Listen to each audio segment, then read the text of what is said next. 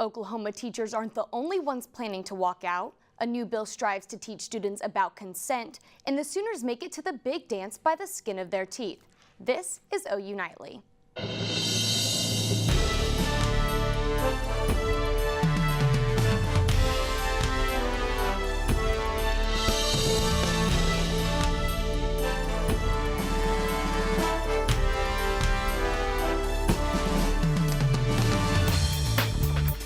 Good evening and welcome to OU Nightly. I'm Olivia Whitehead. And I'm Will Cornelius. We begin tonight with the pending teacher walkout right here in Oklahoma.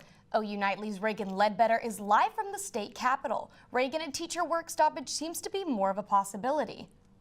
We are now just 3 short weeks away from the much anticipated April 2nd, the date that has been set for a potential teacher walkout. OEA has demanded a dollar figure, but now it is up to the Oklahoma legislature to come up with the funds to avoid a school closure.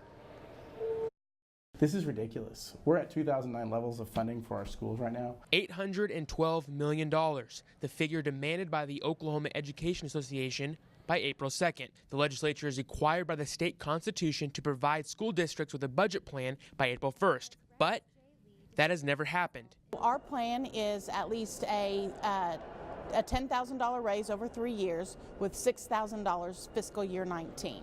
It has been 10 years since Oklahoma teachers have seen a pay raise, and they find themselves at the bottom of the list when it comes to teacher pay in the nation.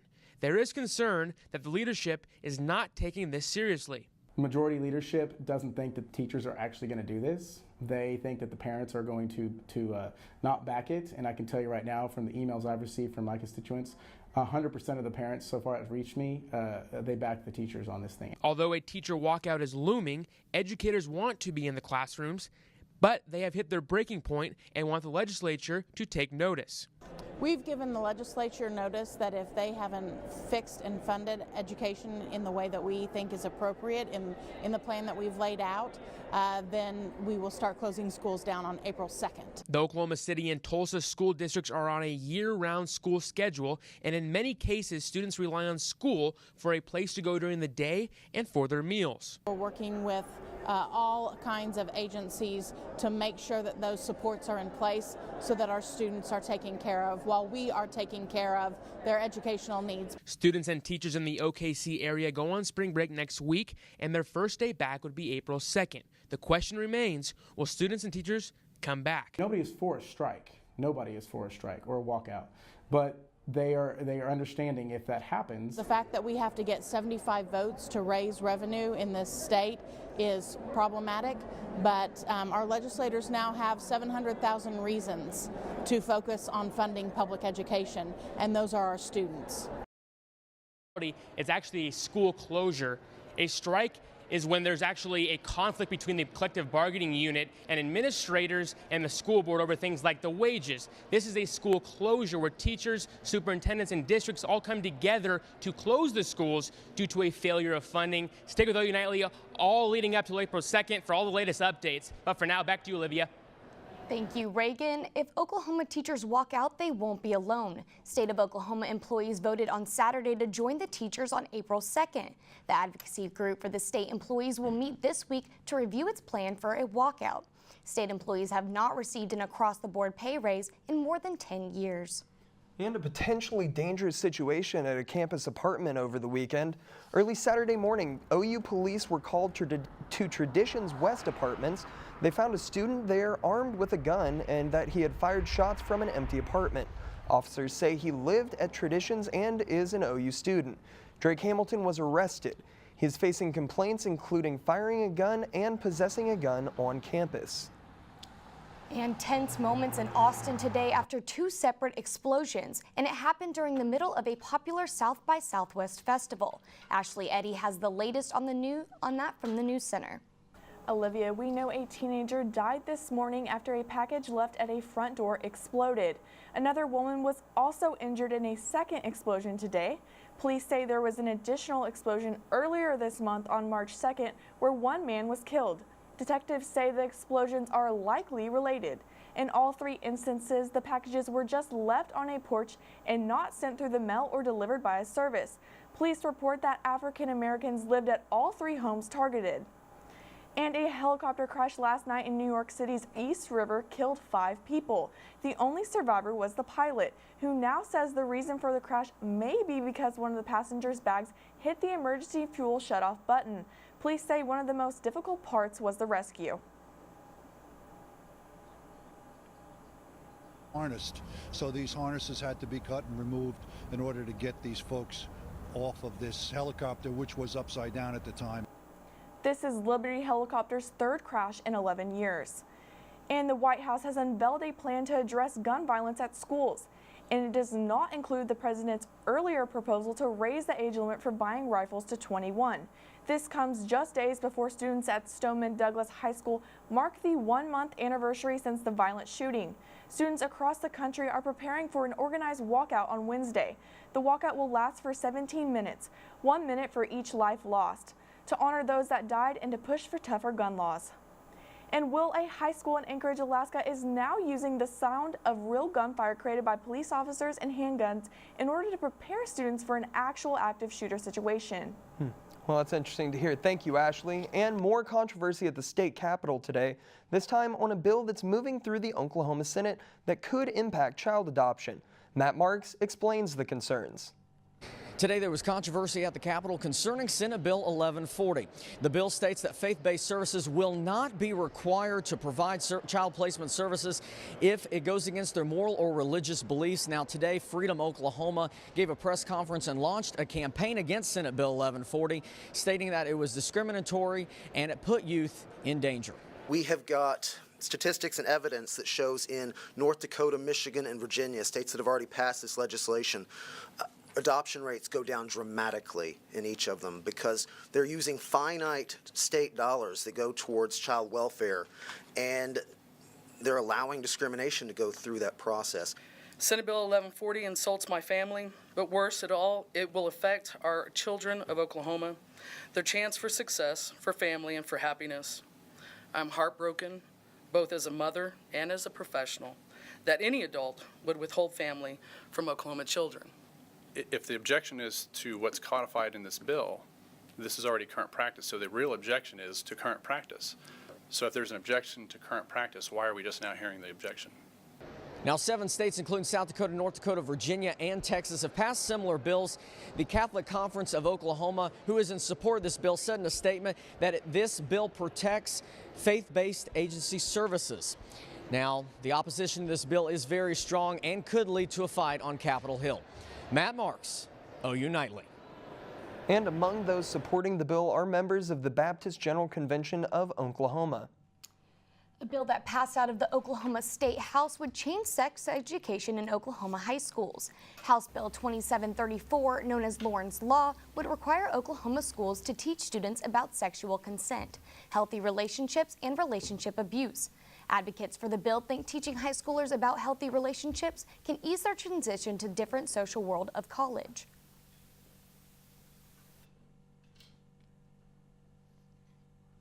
So I think it's important that, that what we learned in the first weeks of college, they should know that in high school, because then they can start making those habits before they come. Lauren's Law now moves on to the Senate. Olivia, I don't know about you, but I'm definitely wanting to push fast forward so we can get to the weekend here, get to spring break, yeah? No kidding. And by Friday, it seems like it's going to be feeling a lot more like spring. Michael Bohling has a first look at our forecast. That's right, guys. We are going to start warming up as we work through this week. But right now, it is mid to lower 30s and a few in the upper 60s, except for up there towards Idabel, where Miami, where it's all the way down to 38 degrees right now on the temperatures. As we work our way through the evening, it's going to be a pretty clear night, and we're going to cool down very quickly after that sun goes down. And later on in the weather, I am going to be talking about that warming up to those spring-like temperatures and maybe some possible rain chances later on. Well, thank you, Michael. And still ahead on OU Nightly, OU's Gender and Equality Center celebrates 10 years of the Sooner Ally program. Plus, afternoon naps could be hurting you more than your productivity. Stay with us.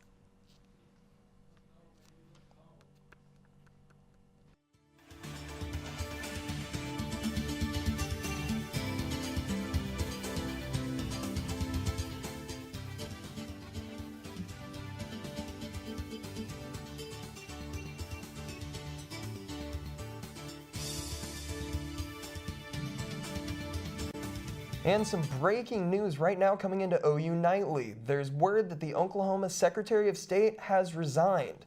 Dave Lopez was appointed by Governor Mary Fallin on March of 2017. Now, just 1 year later, he is stepping down. There's no word why he is resigning. Stay with OU Nightly for more on this developing news. And Kyle Payne is here in Health Beat with the news on 2 fertility centers that have come under fire. Kyle? That's right. Not 1, but 2 fertility clinics are facing legal action after putting hundreds of eggs and embryos at risk. Both the University Hospital in Cleveland and San Francisco Pacific Fertility Center experienced malfunctioning nitrogen tanks, and the number of eggs and embryos affected is close to 3,000.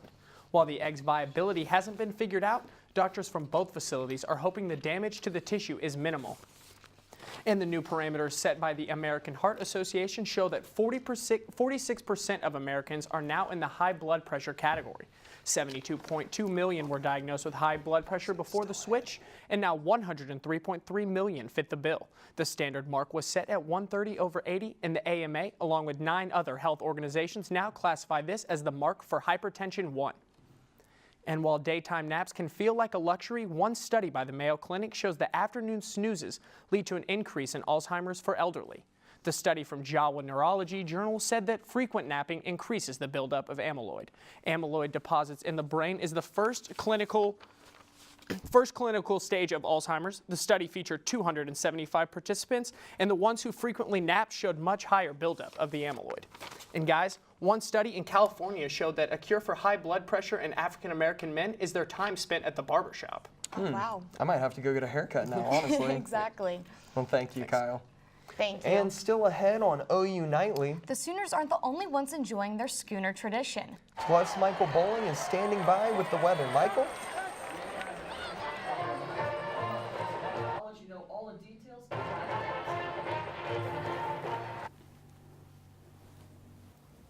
Welcome back to OU Nightly. I'm Michael Bohling here today with your forecast. As we look outside, we got some nice clear skies out there, pretty much across the entire state. Pretty much everywhere you look, we have those clear skies. Looking at Norman, about 54 degrees right now with some winds coming out of the north-northwest at 14 miles per hour. And as we look on later tonight, about lower 30s across most of the state with a few of those upper 20s sneaking in there. But as we look ahead, right now we do have this low pressure that is right behind me that's going to head up the coast, east coast, and that's going to give the Northeast a bunch more snow after they've already gotten plenty of snow over these past couple of weeks. But here in Norman, we have this high pressure that's going to be keeping us pretty clear and also give us an opportunity to warm up. But if we look to our east, just west of the Rockies, we'll see a low pressure form, and that low pressure system is going to push in, maybe gives a chance for rain, but I have a strong feeling that there won't be enough moisture there, and it's probably going to end up giving rain chances and severe storm chances to our east. Now, looking at tomorrow, about 32 degrees, another cold morning like we had today. And as we work our way through the day, it's going to be, like I said, just about like today. We're going to be warming up pretty nicely, but not too warm yet, as tomorrow we do have that 56 degrees, once again, right around where we were today. But as we look at our 7-day high temperatures, we're going to see this nice little spike go up, and we're going to be heating back up into the mid-70s by Friday.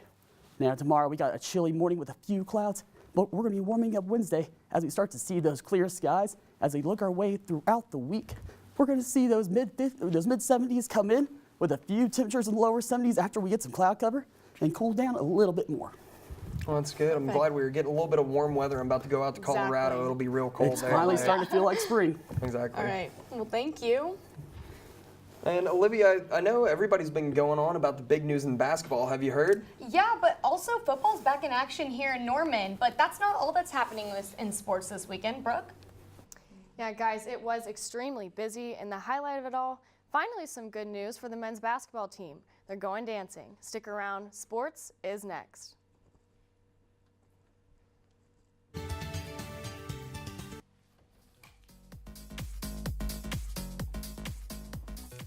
The Sooners were about to start March pretty mad, but now they're in the madness.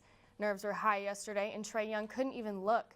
Men's basketball heads to the NCAA tournament as a number 10 seed in the Midwest region. This is the Sooners' 5th time to head to the tournament under head coach Lon Kruger in their 31st appearance overall. Averaging 52 points a game, they hope to pick it up as they play the number 7 seed Rhode Island next for the first time in program history.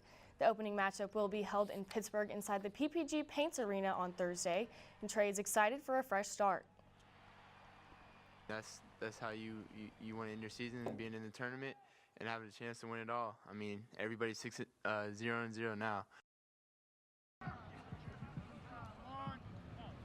And spring football is underway. The Sooners hit the practice fields over the weekend, and head coach Lincoln Riley is excited for his team to get back to work. But some of the players are busier than others. 2 stars are paying a visit to Sooner Sports Pad tonight, right, Collin? Yeah, Brooke, a couple of offensive linemen are pulling double duty tonight. Jonathan Alvarez and Bobby Evans will be our in-studio guests. We'll have a profile on Sooner Superfan who you've probably seen without a shirt on. And what's this? 1 corner and 2 Kyles to share it? We'll explain at 7:30 on Fox College Sports or on Fox Sports Oklahoma after the Thunder game. And Brooke, you know that if you missed tonight's show, you can catch the replay right here tomorrow at 5 after our newscast. Collin, I'll be sure to check it out. Well, the Sooners added 3 more wins to their 10-7 record this weekend after a series win against A&M Corpus Christi. They shut down the Islanders in the first 3 games, but fell short on the 4th after getting run-ruled 14-4. Next up, they play Texas Southern tomorrow and again on Wednesday at 6:30. Softball went undefeated at home this weekend in the OG&E tournament. The Sooners finished today with a perfect 10-0 record after defeating South Carolina and Illinois State in 6 innings on Sunday afternoon. Jocelyn Allo, Sydney Romero, and Nicole Mendez led the team at the plate on Sunday, finishing the day with 4 hits apiece. OU goes back on the road March 16th for the Eastern Tournament in Fullerton, California. While men and women's gymnastics wrapped up their home seasons with wins over the weekend. Rachel Roberts is here with more. Rachel? That's right, Brooke. Women's gymnastics wrapped up their home slate with wins over Denver, Arkansas, and Arizona State Friday. The Sooners put up a season high on bars to extend their lead and tied the 4th best score in program history. OU closed out the meet by tying their season high on floor with a 49.575. And in her final meet at the LNC, senior A.J. Jackson had the crowd on their feet as she took the floor and the event title with a 9.950. Men's gymnastics closed out the weekend with a win over Cal Saturday. In their final home meet of their careers, seniors Reese Rickett and Hunter Justice each left McCaslin Fieldhouse with an event title. Rickett performed his final home routine on still rings and scored a season-high 14.350, while Justice paced the competition on vault with an impressive 14.800. As a whole, OU gymnasts swept individual honors in all 6 events. Up next, women's gymnastics is headed to Tuscaloosa to face Alabama Friday, and men's gymnastics travels to Illinois Saturday. Brooke? Thanks, Rachel. And Tiger is finally out of the woods. He tied for second, falling by 1 shot behind Paul Casey at the Valspar Championship this weekend. If he can win at Bay Hill this week on Sunday, it will be 1,687 days since his last win. And guys, when Phil Mickelson won 2 weeks ago, it was exactly that many days, 1,687, since he had last won. That's a heck of a coincidence, isn't it? Exactly. Well, thanks, Brooke. Still ahead on OU Nightly. And we aren't done just yet with sports. The well-known Sooner Schooner has landed as one of the top 10 sports traditions. Stay with us.